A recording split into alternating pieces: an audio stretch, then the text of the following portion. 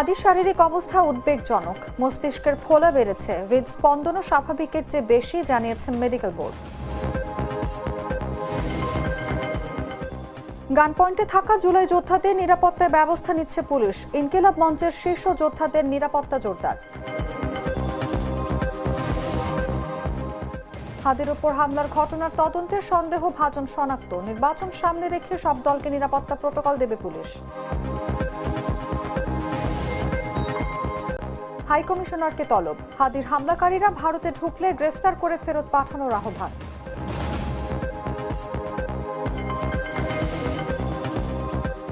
এবং ইসরায়েল পশ্চিম তীরে ১৯ অবৈধ বসতি বৈধ ঘোষণা, ফিলিস্তিনের তীব্র নিন্দা।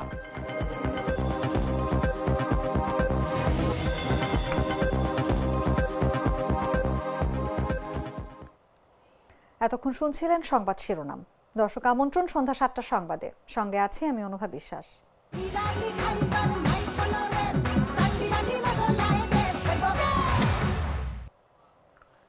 চলে যাচ্ছি বিস্তারিত খবরে। ইনকিলাব মঞ্চের মুখপাত্র শরীফ ওসমান হাদির শারীরিক অবস্থা নিয়ে দ্বিতীয় দিনেও তেমন কোনো আশার কথা শোনাতে পারেননি চিকিৎসকরা। সর্বশেষ সিটি স্ক্যানে তার মস্তিষ্কের ফোলা আগের চেয়ে বেড়েছে এবং একই সঙ্গে হৃদস্পন্দন স্বাভাবিকের চেয়ে কিছুটা বেশি লক্ষ্য করা গেছে বলে জানিয়েছে তার চিকিৎসায় গঠিত মাল্টিডিসিপ্লিনারি মেডিকেল বোর্ড। রোববার এভারকেয়ার হাসপাতালের আইসিইউ ও এইচডিইউ কোঅর্ডিনেটর এবং senior consultant doctor Mohammad Jafar Iqbal স্বাক্ষরিত এক বিবৃতিতে এ তথ্য জানানো হয়েছে। এতে বলা হয়েছে, এভারকেয়ার হাসপাতালের ক্রিটিক্যাল কেয়ার ইউনিটে চিকিৎসাধীন হাদির সর্বশেষ সিটি স্ক্যানে দেখা গেছে তার মস্তিষ্কের ফোলা আগের তুলনায় বৃদ্ধি পেয়েছে, যা চিকিৎসা বিজ্ঞানের দৃষ্টিতে একটি অত্যন্ত উদ্বেগজনক ক্রিটিক্যাল পরিস্থিতি। মেডিকেল বোর্ড জানায়, গত ১২ ডিসেম্বর ঢাকা মেডিকেল কলেজ হাসপাতালে প্রয়োজনীয় সার্জিক্যাল অপারেশন সম্পন্ন হওয়ার পর তাকে উন্নত চিকিৎসা ও নিবিড় পর্যবেক্ষণের জন্য এভারকেয়ার হাসপাতালে স্থানান্তর করা হয়। ১৪ ডিসেম্বর চিকিৎসার দ্বিতীয় দিনে পুনরায় তার শারীরিক অবস্থা মূল্যায়ন করা হলে মস্তিষ্কে অতিরিক্ত চাপ ও ফোলাজনিত ঝুঁকি স্পষ্ট হয়ে ওঠে। মেডিকেল বোর্ডের চিকিৎসকদের ভাষ্য অনুযায়ী ব্রেন স্টেমে আঘাত এবং বাড়তি সেরিব্রাল ইডেমার কারণে রোগীর রক্তচাপে ওঠানামা হচ্ছে। একই সঙ্গে আজ তার হৃদস্পন্দন স্বাভাবিকের তুলনায় কিছুটা বেশি লক্ষ্য করা গেছে। তবে রক্তচাপ ও হৃদযন্ত্রের স্থিতিশীলতা বজায় রাখতে প্রয়োজনীয় মেডিকেল সাপোর্ট অব্যাহত রয়েছে। অন্যদিকে ফুসফুসের কার্যকারিতা ও ভেন্টিলেটর সাপোর্ট বর্তমানে স্থিতিশীল রয়েছে। এক্ষেত্রে উল্লেখযোগ্য কোনো উন্নতি বা অবনতি হয়নি। চেস্ট ড্রেন টিউব সচল রয়েছে বলে জানিয়েছে মেডিকেল বোর্ড।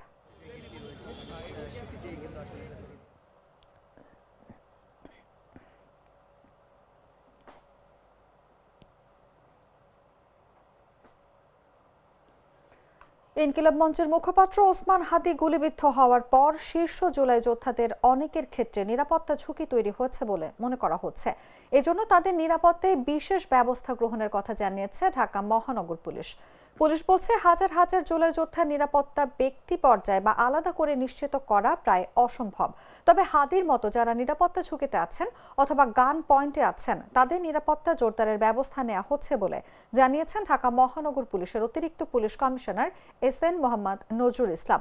ইনকিলাব মঞ্চের মুখপাত্র ওসমান হাদির ওপর হামলার তদন্ত সংক্রান্ত সর্বশেষ পরিস্থিতি জানাতে রোববার বিকেল 4:15টায় ডিএমপি মিডিয়া সেন্টারে আয়োজিত সংবাদ সম্মেলনে তিনি এসব কথা বলেন। এখন জুলাই যোদ্ধা এক হাদি না, হাজারো লক্ষ জুলাই যোদ্ধা আছে। এই লক্ষ জুলাই যোদ্ধার ইন্ডিভিজুয়াল সিকিউরিটি নিশ্চিত করা প্রায় অসম্ভব। তবে সার্বিক সিচুয়েশনটাকে আমার সিকিউর করতে হবে, রাষ্ট্রকে সিকিউর করতে হবে, রাজধানীকে সিকিউর করতে হবে। আমরা এটা কাজ করতেছি এবং যাদের এইরকম যারা হাই প্রোফাইল, যাদের স্পেসিফিক এই ধরনের সিকিউরিটি থ্রেট আছে তাদেরটা নিয়ে আমরা অ্যানালাইসিস করতেছি। তাদেরকে আমরা খুব কাছাকাছি তাদের সাথে কোনো সিকিউরিটি অ্যারেঞ্জমেন্ট করা যায় কিনা এটা অলরেডি আমরা প্রক্রিয়া করতেছি। যাদেরকে আমরা এরকম খুব হাই থ্রেট মনে করতেছি তাদেরকে আমরা পার্সোনাল সিকিউরিটি দিব।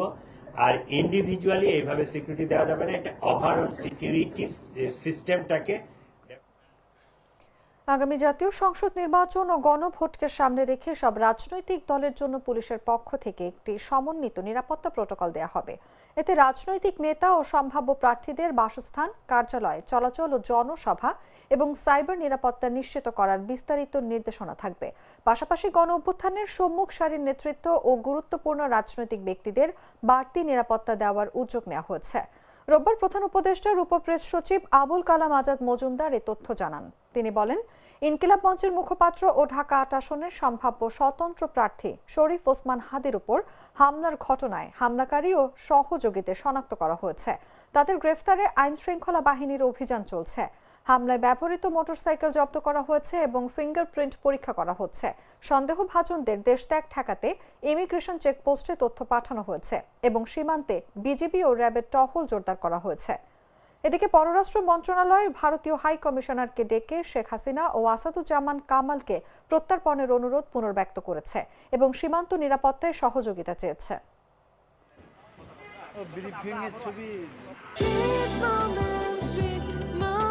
Treat chocolate. Treat moment. Sweet moment. ইনকিলাব মঞ্চের আহ্বায়ক ওসমান হাদির উপর হামলাকারীরা ভারতে ঢুকে পড়লে তাদের গ্রেফতার করে ফেরত পাঠানোর আহ্বান জানিয়েছে ঢাকায় নিযুক্ত ভারতীয় হাই কমিশনার প্রণয় ভার্মাকে পররাষ্ট্র মন্ত্রণালয় তলব করে এই আহ্বান জানানো হয়।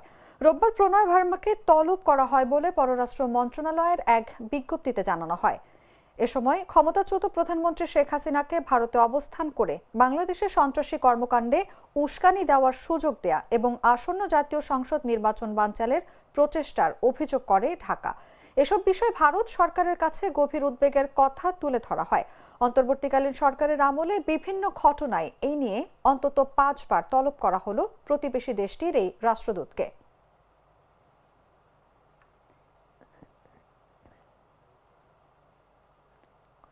টুইন লেমন ও অ্যান্টিব্যাকটেরিয়াল ফর্মুলা বাসনকে চকচকে জীবাণুমুক্ত করে আমাদের দেয় গ্লিটার গ্যারান্টি।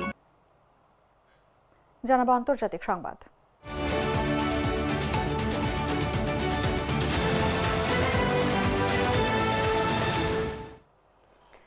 ইসরায়েল অধিকৃত পশ্চিম তীরে ইহুদি বসতি সম্প্রসারণে নতুন পদক্ষেপ নিয়েছে। পশ্চিম তীর জুড়ে 19টি আউটপোস্টকে বৈধতা দেওয়ার সিদ্ধান্ত মন্ত্রিসভার অনুমোদন পেয়েছে। এর মধ্যে 2টি আউটপোস্ট 2005 সালের ডিসএঙ্গেজমেন্ট পরিকল্পনার সময় সরিয়ে নেওয়া হয়েছিল। নতুন সিদ্ধান্ত অনুযায়ী এসব আউটপোস্টকে আনুষ্ঠানিক বৈধ ঘোষণা করা হয়েছে এবং পুনঃপ্রতিষ্ঠার অনুমতি দেওয়া হয়েছে। ফিলিস্তিন কর্তৃপক্ষ এই সিদ্ধান্তকে তীব্রভাবে নিন্দা জানিয়েছে। ফিলিস্তিনি প্রেসিডেন্টের মুখপাত্র নাবিল আবু রুদেইনে বলেছেন, ইসরায়েলের বসতি কার্যক্রম আন্তর্জাতিক আইন ও বৈধতার সরাসরি লঙ্ঘন। এগুলো শুধু আন্তর্জাতিক আইনের নয়, ইসরায়েলের নিজস্ব আইন অনুযায়ীও অবৈধ। নতুন বৈধকৃত অনেক আউটপোস্ট পশ্চিম তীরের ভেতরের এলাকায়, যা ফিলিস্তিনি ভূখণ্ডকে বিচ্ছিন্ন করছে। ফিলিস্তিনের কলোনাইজেশন অ্যান্ড ওয়াল রেজিস্ট্যান্স কমিশনের প্রধান মুয়াইয়াদ শাবান এটিকে বিপজ্জনক উত্তেজনা হিসেবে আখ্যায়িত করেছে। চলতি বছরের মে মাসে ইসরায়েল 22টি নতুন বসতি স্থাপনের ঘোষণা দেয়। পশ্চিম তীরে 3টি পৃথক বসতিতে প্রায় 800 নতুন আবাসন ইউনিট নির্মাণের অনুমোদন দেওয়া হয়েছে। পিস নাও বলেছে, এটি বসতি সম্প্রসারণকে স্বাভাবিক করার সুপরিকল্পিত ধারা।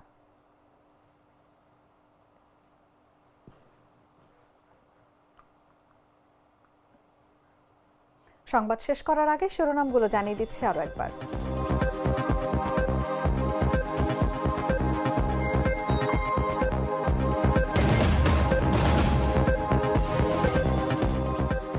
হাদির শারীরিক অবস্থা উদ্বেগজনক, মস্তিষ্কের ফোলা বেড়েছে, হৃদস্পন্দনও স্বাভাবিকের চেয়ে বেশি, জানিয়েছে মেডিকেল বোর্ড।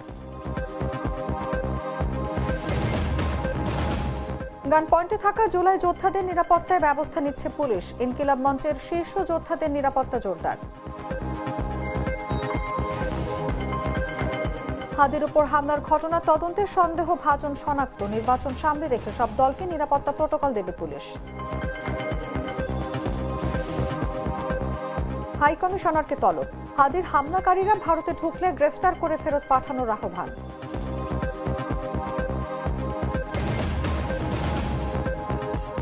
এবং ইসরায়েল পশ্চিম তীরে 19 অবৈধ বসতি বৈধ ঘোষণা, ফিলিস্তিনের তীব্র নিন্দা।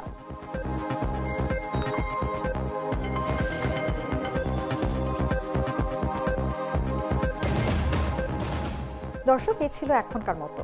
প্রতি মুহূর্তে সর্বশেষ খবর জানতে ভিজিট করুন jagonews24.com। ফলো করুন আমাদের ভেরিফাইড ফেসবুক পেজ এবং সাবস্ক্রাইব করুন জাগো নিউজের ইউটিউব চ্যানেল। ধন্যবাদ সবাইকে।